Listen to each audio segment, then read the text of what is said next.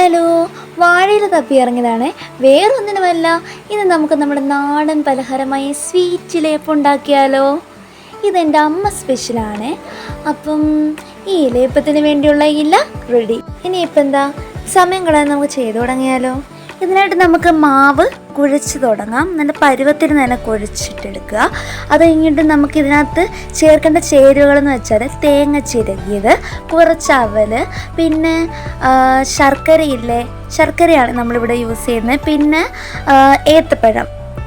ഏത്തപ്പഴമാണ്. അപ്പോൾ ഇതെല്ലാം കൂടെ വെച്ചിട്ട് നമുക്ക് നല്ല രീതിയിലൊന്ന് മിക്സൊക്കെ ചെയ്ത് ഒന്ന് യോജിപ്പിച്ചൊക്കെ എടുത്ത് ഒന്ന് സെറ്റാക്കി എടുക്കാം.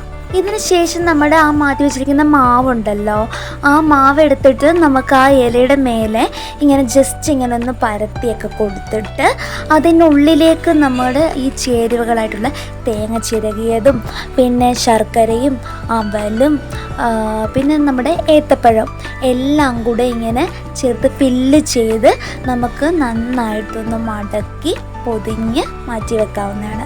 ഇതുപോലെ നമുക്ക് എല്ലാം ചെയ്തെടുക്കാം.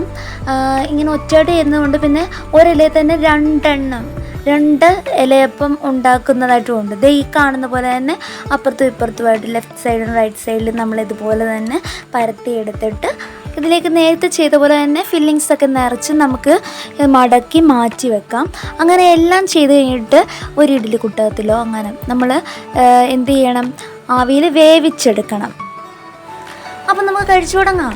അപ്പോൾ ഈ ഇലയെല്ലാം ഒന്ന് മാറ്റിയിട്ട് അതിനകത്തിരിക്കുന്ന നമ്മുടെ ഇലയപ്പത്തിനെ നമുക്ക് ഇങ്ങനെ പിച്ചെടുക്കാം. കണ്ടോ, എന്ത് സ്വീറ്റായിട്ടുള്ള ഇലയപ്പവാ.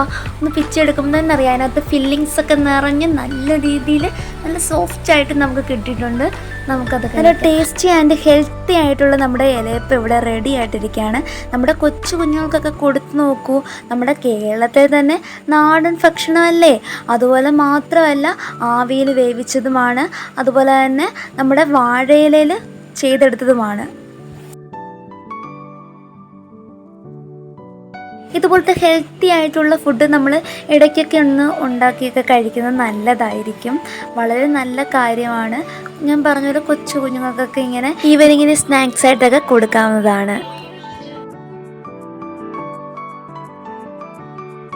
അപ്പോൾ ഇന്നത്തെ നമ്മുടെ വീഡിയോ ഇഷ്ടമായാൽ ലൈക്ക് ചെയ്യുക, ഷെയർ ചെയ്യുക, സബ്സ്ക്രൈബ് ചെയ്യുക. Thank you.